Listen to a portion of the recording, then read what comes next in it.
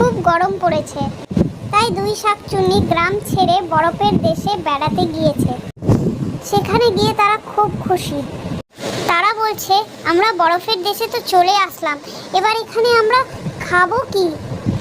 বরফের দেশে গিয়ে তাদের প্রচণ্ড খিদে পায়, তাই দুই শাকচুন্নির মধ্যে একজন শিকার ধরতে চলে যায়। সেইখানে গিয়ে দেখে যে চারিদিকে খুব অন্ধকার হয়ে গেছে, অনেকক্ষণ ধরেই শিকার খুঁজছে। তারপর শাকচুন্নিটি হাঁটতে থাকে।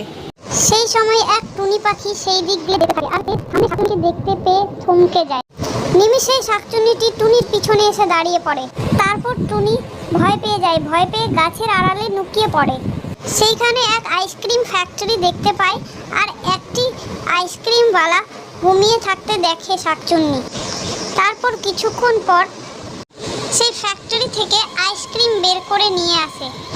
দুই শাকচুন্নিরই সেই আইসক্রিমটি দেখে খুব লোভ পায়। তারপর দুই শাকচুন্নি মিলে আইসক্রিম খেয়ে নেয়। তারপর আবার তারা বরফের দেশে ঘুরতে থাকে, আর তারা পরে আবার খিদে পাবে, তাই অনেকগুলি আইসক্রিম চুরি করে সেখান থেকে নিয়ে এসে রেখে দেয়। আর দুই শাকচুন্নির যখনই খিদে পায় তখনই একটি করে আইসক্রিম খেয়ে নেয়। বরফের দেশে দুই শাকচুন্নি আইসক্রিম খেয়েই বেঁচে থাকে।